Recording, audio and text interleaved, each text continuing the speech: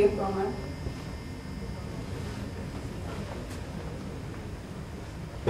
So here it is. So now that I have all the data in my backend, I just want to visualize it in the form of charts, donuts, pie charts, trend charts. So you get this, a cool trend chart which gives analysis over a period of time. And then you have the breakup of all the various categorizations of your data, the dimensions across all dimensions in the form of pie charts and graphs. This is very similar to what you would have seen in Excel. So what's the difference between the reports which you're seeing in Excel versus what you're seeing over here? So this thing can actually dynamically connect you to the backend and give you reports whenever you need. And so the ETL, the way it works is it refreshes your database on a periodic basis.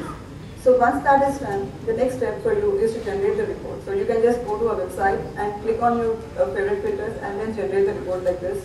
And you even probably sometimes want to just schedule this report delivery, and it just appears in your mailbox at the time when you actually schedule it.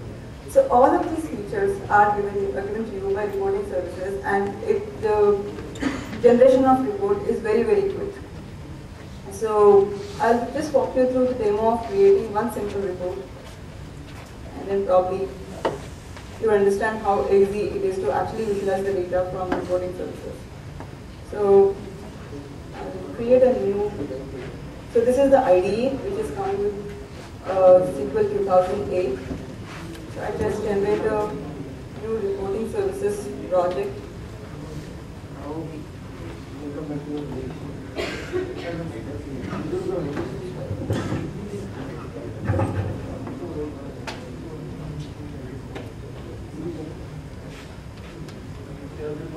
So I have this reporting services project with me now, and the next step is to actually configure the database from where I'm going to read the data and create my report, right? So I want to create a new data source which will just connect to the database to which I have extracted the data, transformed it, and loaded it right now. So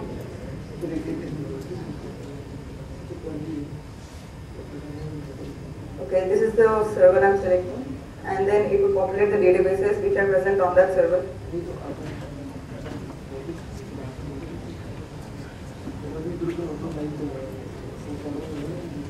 Yeah. So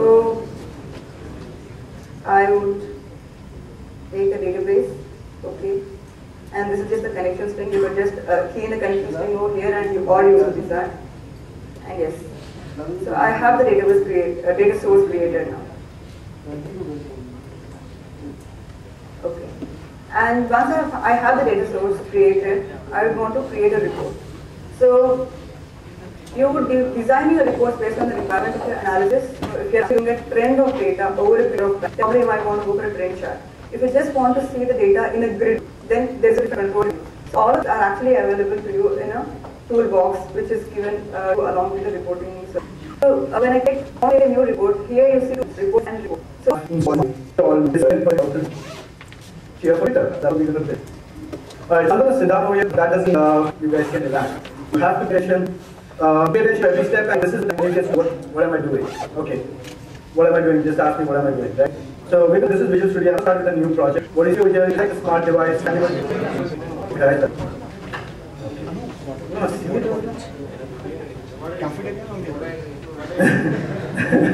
Good question.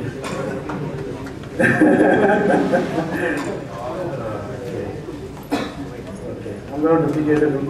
I'm going to share my desktop. Hopefully this comes up. Right.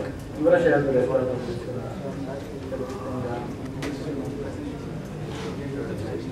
Alright, so I started a Visual Studio. I've selected the Smart Device project. You see over here it gives you options, which version of the framework you want to get. The demo codes. Raju? He left? Yeah, he's here. Yeah. Raju.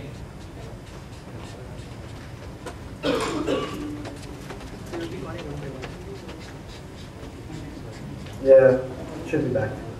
Oh, by the way, guys, I'm running on Windows 7. Has anyone started running their PCs on Windows 7? 90%. 90. Alright, so smart device project. So it's going to be a Twitter client. So meanwhile, while I'm developing, think for a cool name for this thing. And obviously, good for keep saying. So that's easy. Come on. More tweak. No. Tweak move. No. .NET Framework 2.0, 3.0, 3.5. Your side? I'm this now. Okay, so here's the thing. Pay attention to this. What drops down over here by default, like I said again, I see you. I see him. Okay. So what drops down over here, by default you're going to have these four options. But I've gone and installed the professional Windows Mobile 6 professional SDK. This is then it starts showing up for me. If you install the standard SDK, it'll start showing up. It'll start showing up over here. Select the device.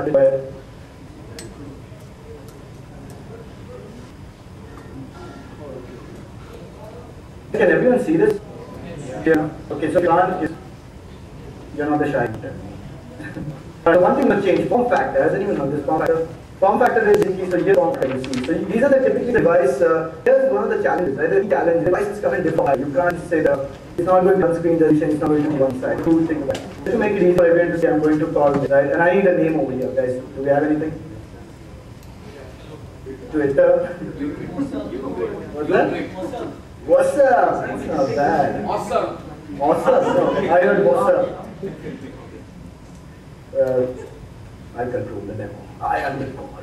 Okay. All right. So what are we going to do?